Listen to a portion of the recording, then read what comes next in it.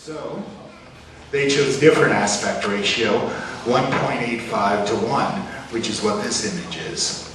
And that's a picture of something blowing up in one of the more recent Batman movies. I don't remember which one.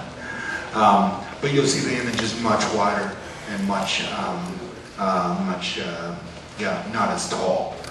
So, all the dimensions of format are codified in some ways, sometimes through policy, sometimes through construction of the technology, and sometimes through sedimented habit, right? So in the screen example, you build a TV with a certain size screen, you've just codified the format. If people want to watch stuff in a different format, there's either going to be black spots on the TV, they'll miss part of the picture, or they'll need a different TV.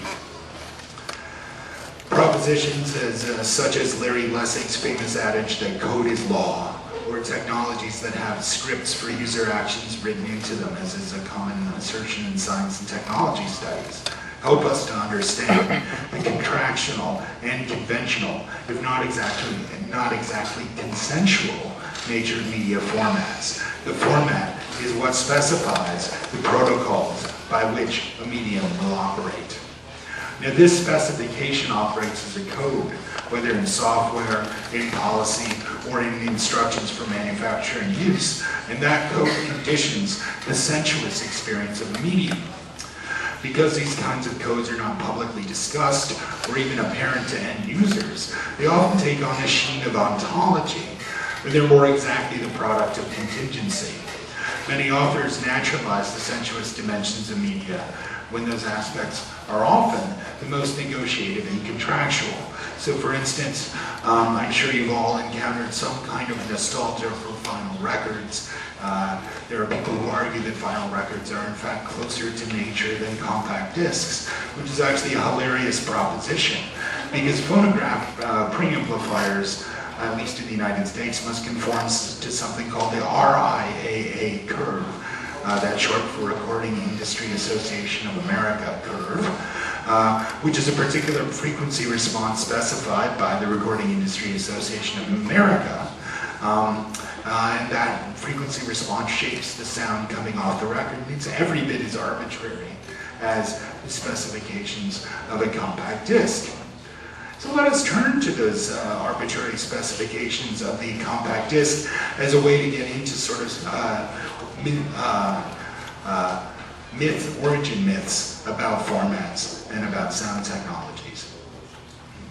Now, a standard CD holds 74 minutes of music, and it's well known that that figure is an arbitrary number.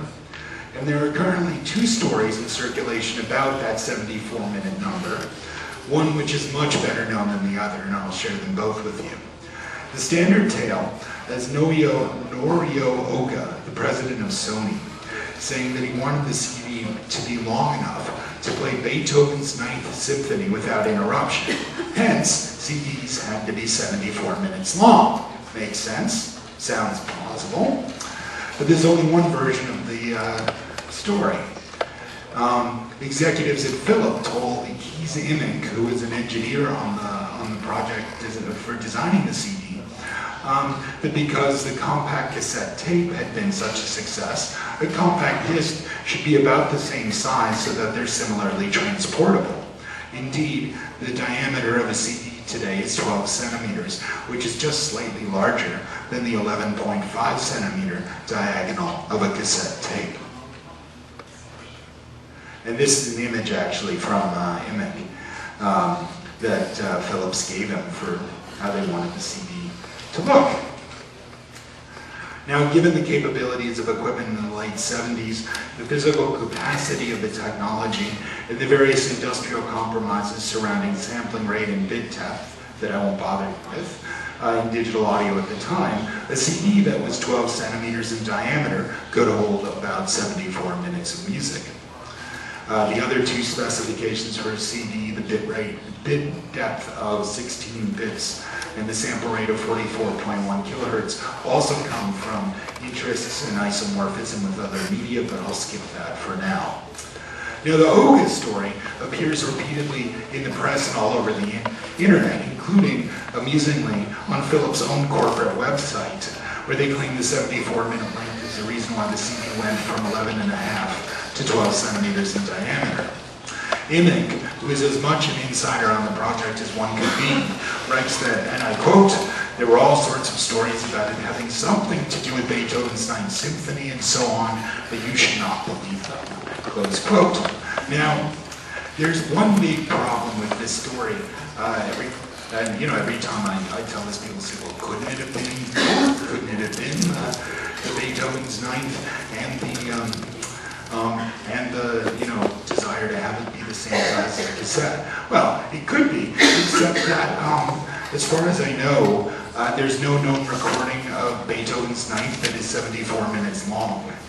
As you may know, classical recordings vary in length depending upon the pace of the performance. And so some recordings of Beethoven's Ninth are longer than 74 minutes, and some are shorter than 74 minutes, but none that I know of are exactly 74 minutes. Now the issue here is not just that one mythical story has been circulating in place of another, but that the two stories serve very different ideological functions. Beethoven's Ninth story authorizes the CD as a format fit for European high culture, thereby replaying a legitimation tactic used in the service of earlier sound recording formats. For instance, when the Victor Talking Machine Company sought legitimate musicians like Enrico Caruso to record for them, or when Theodore Adorno praises the long-playing record as more suited to symphonic music. It also, crucially, helps to uphold the myth that the primary reference of sound recording is live music, when in fact, recordings, even of supposedly live performances, have been referring to other recordings for decades by the time the compact disc became a feasible technology.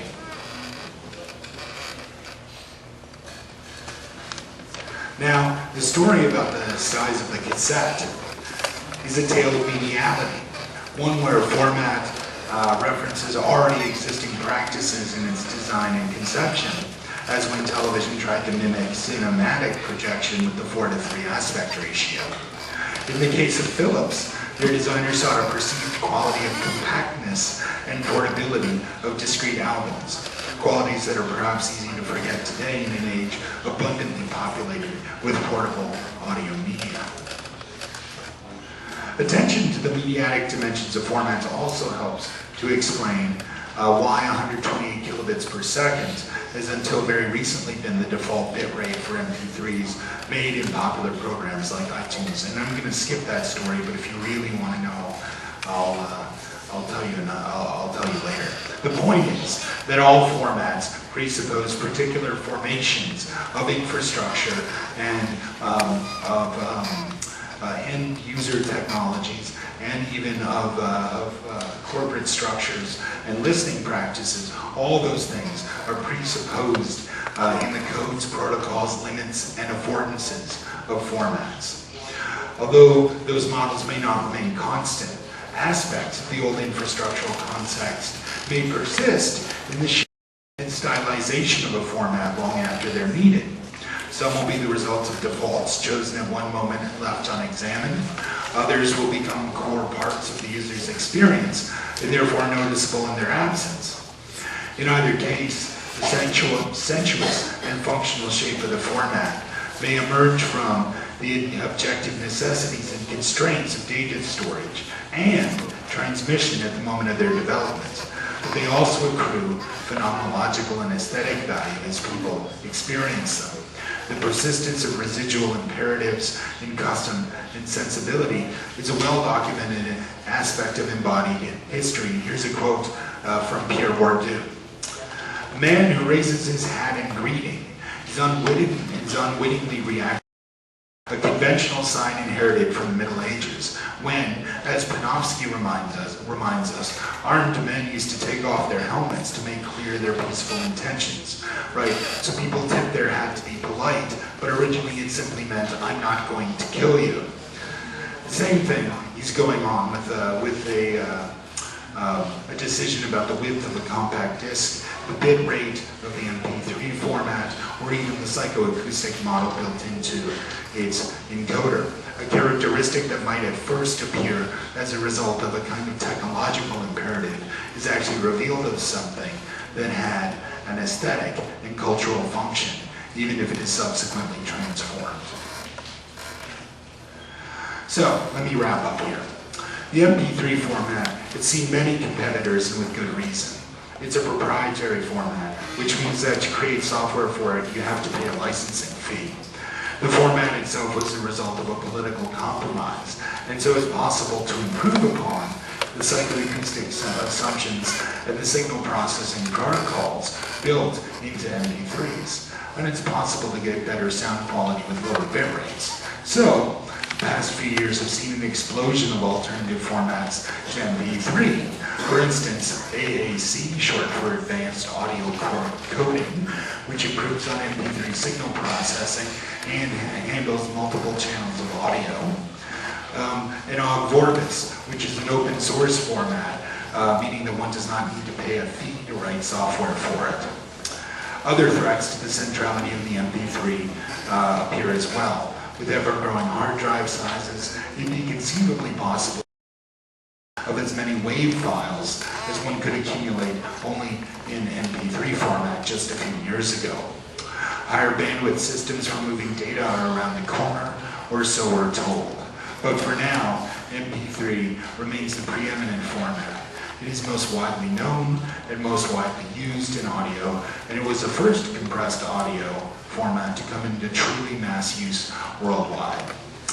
As I've argued today, the MP3's greatest significance as a format and as a phenomenon does not only emanate from its newness or even popularity. The MP3 is important because it highlights the barely noticed medial dimensions of sound that have been with us for over a century now. Even if the MP3 is one day eclipsed by more efficient, more accessible, or otherwise better formats, it will always retain a certain significance as a moment when perceptual coding went mainstream, where the long-term relationship between psychoacoustics and sound media came out of the closet, where the distracted listener became an engineering fact, and where the materiality of music was spectacularly disturbed. Those events are the subject of the rest of my book.